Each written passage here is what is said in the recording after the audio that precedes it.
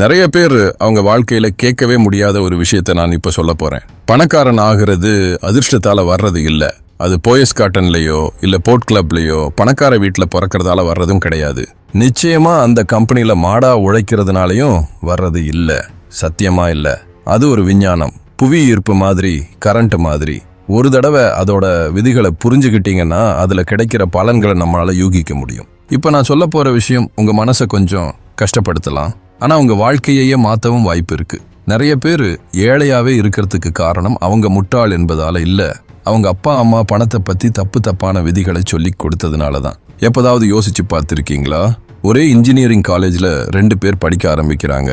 10 வருஷம் கழிச்சு ஒருத்தன் சொந்தமா பிசினஸ் பண்ணிக்கிட்டு இருப்பான், இன்னொருத்தன் இன்னும் இஎம்ஐ கட்டுறதை நினைச்சு கவலைப்பட்டுட்டே இருப்பான்.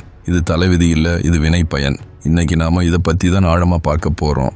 இது ஏதோ நினைச்சா நடக்கும்னு சொல்ற மந்திர தந்திரம் கிடையாது. யூகமா பேசி அழுத்து போனவங்களுக்கும் பணத்தோட உண்மையான அறிவியலை கத்துக்க தயாரா இருக்கிறவங்களுக்கும் மட்டும்தான் இது. மாசம் 20ஆம் தேதியே உங்க பேங்க் அக்கவுண்ட் காலி ஆயிடுதா? நீங்க மட்டும் இல்ல, நிறைய பேர் இப்படித்தான் இருக்காங்க. ஆனா இன்னைக்கே இதை நீங்க மாத்தலாம். தொடர்ந்து பாருங்க. ஏன்னா இந்த வீடியோவோட இறுதியில பண விஷயத்துல ஜெயிக்கிறவங்களுக்கும் மற்றவங்களுக்கும் இருக்கிற ரகசியத்தை நீங்க தெரிஞ்சுக்குவீங்க. இதோ மனசை கஷ்டப்படுத்துற ஒரு உண்மை. இங்க 2 விதமான பண விளையாட்டு நடந்துட்டு இருக்கு. ஆனா நம்மள பல பேரும் தப்பான விளையாட்டை தான் விளையாடிட்டு இருக்கோம். நடுத்தர வர்க்கத்தோட விளையாட்டு. மாசம் சம்பளத்துக்காக உங்க நேரத்தை விற்கிறது. ஒரு சின்ன சம்பள உயர்வுக்காக இன்னும் கடுமையா உழைக்கிறது. எல்லா பில், இஎம்ஐ செலவுகளையும் கட்டுனதுக்கு அப்புறம் மிச்சம் இருக்கிற அந்த கொஞ்ச நஞ்ச காசை சேமிச்சு வைப்பீங்க. ஒருவேளை உங்க பொண்ணு கல்யாணத்துக்கோ இல்ல கொஞ்சம் தங்கம் வாங்கவோ இருக்கலாம். நம்ம சொந்தக்காரங்க முன்னாடியும் பக்கத்து வீட்டுக்காரங்க முன்னாடியும் நல்லா இருக்கிற மாதிரி காட்டிக்கிறதுக்கு பொருட்களை வாங்குறது. பணக்காரங்களோட விளையாட்டு. பணத்தை வச்சு இன்னும் அதிக பணம் சம்பாதிக்கிறது. நீங்க தூங்கும் போது கூட உங்க பணம் உங்களுக்காக வேலை செய்யும். நீங்க முதல்ல முதலீடு செஞ்சுட்டு மிச்சம் இருக்கிற காசுல செலவு பண்ணுவீங்க. நீங்க சொத்துக்களை வாங்குவீங்க. அதாவது உங்களை இன்னும் பணக்காரன் ஆக்குற விஷயங்களை வாங்குவீங்க. வித்தியாசம் நீங்க எவ்வளவு பணத்தோட ஆரம்பிக்கிறீங்கன்றதுல இல்ல, நீங்க எந்த விதிமுறைகளை பின்பற்றீங்கன்றதுல தான் இருக்கு. நிதி ஆய்வுகள் படி சராசரி மனிதர் அவரோட வருமானத்துல 95% செலவு செஞ்சுட்டு வெறும் 5% தான் சேமிக்கிறாரு. ஆனா ஒரு பணக்காரரோ தன்னோட வருமானத்துல 20%க்கும் மேல சேமிச்சு முதலீடு செய்யறாரு. ஒரே சம்பளம், ஆனா மனநிலை தான் முற்றிலும் வேற. ஏழை மனநிலை, இதை நான் எப்படி வாங்குறதுன்னு கேட்கும். பணக்கார மனநிலை, இது எனக்கு எப்படி பணம் சம்பாதிச்சு தரும்னு கேட்கும். சரி, ஏன் இந்த விளையாட்டு நமக்கு ரொம்ப பாதகமா இருக்கிற மாதிரி தெரியுது?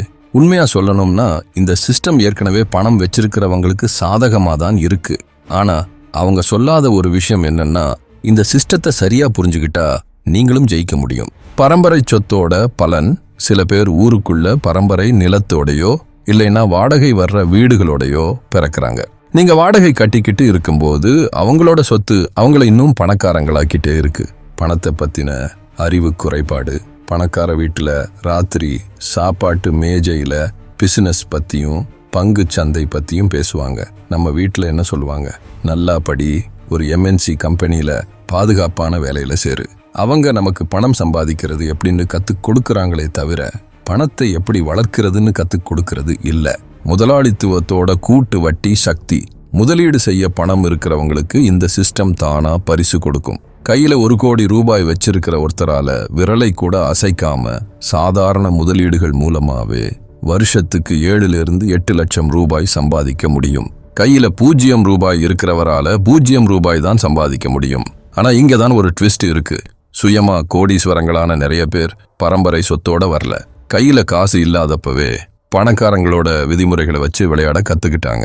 இந்த விளையாட்டு நியாயமானது இல்லதான், ஆனா நிச்சயம் கத்துக்க கூடியது. பணக்காரங்க உண்மையிலேயே எப்படி இன்னும் பணக்காரங்க ஆகுறாங்க? அவங்க பயன்படுத்துற ஆனா நம்ம பள்ளிக்கூடங்கள்ல சொல்லித்தராத 4 முக்கியமான சூட்சமங்கள். இதோ 1. நீங்க தூங்கும்போது பணம் சம்பாதிக்கிறது. பணக்காரங்க சும்மா சேவிங்ஸ் அக்கவுண்ட்ல பணத்தை போட்டு வைக்க மாட்டாங்க. அவங்க அதை முதலீடு செய்வாங்க. நம்ம பணம் பேங்க்ல கிடந்து பணவீக்கத்தினால அதோட மதிப்பை ஒவ்வொரு நாளும் இழந்துட்டு இருக்கும்போது அவங்க பணத்தை பங்குச்சந்தை, மியூச்சுவல் ஃபண்டுகள், ரியல் எஸ்டேட், தொழிலுன்னு காலப்போக்கில் வளரக்கூடிய இடங்கள்ல வேலை செய்ய வைப்பாங்க. 2000ஆவது வருஷத்துல நிஃப்டி 50 இண்டெக்ஸில் போட்ட 1 லட்சம் ரூபாய் முதலீடு இன்னைக்கு 20 லட்சம் ரூபாய்க்கும் மேல மதிப்புள்ளதா இருக்கும். இதுதான் உங்க பணத்தை உங்களுக்காக வேலை செய்ய வைக்கிறதோட சக்தி. 2. சொத்துக்களை வாங்குங்க, கடன்களை இல்ல. நடுத்தர வர்க்கம் மதிப்பு குறையுற பொருள்களை வாங்கும். இஎம்ஐல லேட்டஸ்ட் ஐபோன், புத்தம் புது ராயல் என்ஃபீல்டு பைக், பகட்டான துணிமணிகள். பணக்காரங்க மதிப்பு ஏறுற விஷயங்களை வாங்குவாங்க. நல்ல கம்பெனிகளோட பங்குகள், ஒரு வீட்டு மனை, கோல்டு பாண்டுகள், மதிப்புமிக்க திறமைகள்.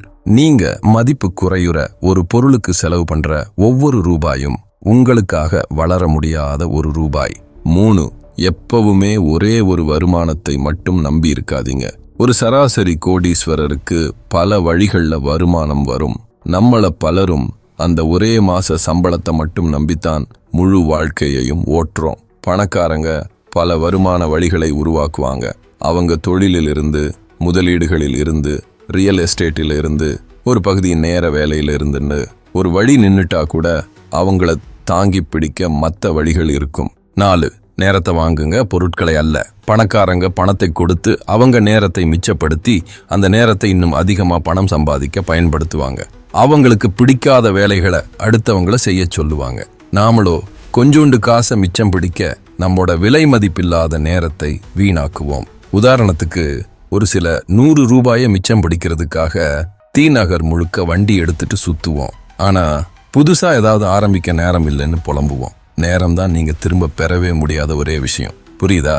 ஏன் பெரும்பாலான மக்கள் ஏழையாகவே இருக்கிறார்கள்? இதோ நம்மள 80% ஒரே இடத்துல கட்டி போடுற 5 பொறிகள். இதுல குறைஞ்சது 2லயாவது நீங்க சிக்கியிருப்பீங்கன்னு நான் உறுதியா சொல்றேன். 1. பணக்கணக்கு தெரியாதது. பெரும்பாலான மக்களுக்கு அவங்க பணம் எங்க போகுதுன்னே தெரியாது. நீங்க ஒரு 2000 ரூபாய் எஸ்ஐபி கட்ட முடியாதுன்னு சொல்லுவீங்க. ஆனா ஸ்விக்கியிலையோ, வார இறுதியில பிரியாணிக்காகவோ, பெசன்ட் நகர்ல இருக்கிற காபி கடைகள்லயோ ஆயிரக்கணக்கில் தயங்காம செலவு பண்ணுவீங்க. மறந்து போன சந்தாக்கள்லையும், அமேசான்ல திடீர்னு வாங்குற பொருட்கள்லையும் நீங்க பணத்தை இழந்துட்டு இருக்கீங்க. ஏன்னா நீங்க எதையுமே கணக்கு வைக்கிறது இல்ல. கண்ணை கட்டிக்கிட்டு விளையாடுனா ஜெயிக்க முடியாது. 2. பணவீக்கத்தை பத்தி கவலைப்படாதது. உங்க பேங்க் பிக்சட் டெபாசிட்ல இருக்கிற பாதுகாப்பான பணம் உங்களுக்கு ஒரு 6% வட்டி கொடுக்கும். அதே சமயம் பணவீக்கமும் 6-7% வரைக்கும் இருக்கு. நீங்க ஒவ்வொரு வருஷமும் உங்க பணத்தை இழக்கிறீங்க. இல்லைன்னா போட்ட காசு அப்படியே தான் இருக்கு, முதலீடு செய்யாம. 3. கடன் பொருட்களுக்கு அடிமையாவது. அந்த புது கார் இஎம்ஐ, அந்த பிராண்டட் ஷூ, அந்த லேட்டஸ்ட் போன், இதெல்லாம் உங்களை பார்க்கறதுக்கு பணக்காரரா காட்டும். ஆனா உங்களை ஏழையாவே வச்சிருக்கும். ஏன்னா இதுக்காக நீங்க கட்டுற ஒவ்வொரு பணமும் உங்களுக்காக வேலை செய்யாத பணம். 4. ஒரே வருமானத்தை சார்ந்து இருப்பது. பெரும்பாலான மக்கள் அந்த ஒரே ஒரு பாதுகாப்பான ஐடி வேலையிலையோ இல்ல ஏதோ ஒரு பிரைவேட் கம்பெனி வேலையிலையோ தான் மொத்த நம்பிக்கையையும் வைக்கிறாங்க. ஆனா வேலை நீக்கமோ இல்ல அவசரமோ வந்தா என்னாகும்? எல்லாம் நின்னுடும். புத்திசாலிங்க பல வருமான வழிகளை உருவாக்குறாங்க. அதனால அவங்க எப்பவுமே ஒன்ன மட்டும் சார்ந்து இருக்க மாட்டாங்க. 5. நேர வறுமை. இதுதான் இருக்கிறதுலயே பெருசு. 1000 ரூபாயை மிச்சம் பிடிக்கிறதுக்கு ஒரு வார இறுதியையே வீணாக்குவீங்க. ஆனா லட்சக்கணக்கில் சம்பாதிச்சு தரக்கூடிய மியூச்சுவல் ஃபண்டுகளை பத்தி கத்துக்க நேரம் இல்லைன்னு சொல்லுவீங்க. நீங்க உங்களோட மிக மதிப்பு வாய்ந்த சொத்தான நேரத்தை ஒரு சின்ன தொகைக்காக வியாபாரம் செய்றீங்க. இந்த சுழற்சியிலிருந்து வெளியேற ஒரு ரகசியம் இருக்கு. அதுதான் திறன்களை ஒன்றிணைப்பது. ஒரே ஒரு திறமை இருந்தா உங்களுக்கு பதிலா இன்னொருத்தர் ஈஸியா வச்சிருவாங்க. 2 திறமைகள் உங்களை மதிப்பு மிக்கவராக்கும். ஒன்னோட ஒன்னு சம்பந்தப்பட்ட 3 திறமைகள் இருந்துச்சுன்னா உங்களை யாருமே மாத்த முடியாது. கணக்கு ரொம்ப சிம்பிள். ஒரு தனித்துவமான திறமை கலவையை செய்யக்கூடிய ஒரே ஆள் நீங்க மட்டும்தான் என்றா நீங்க என்ன சம்பளம் வேணாலும் கேட்கலாம்.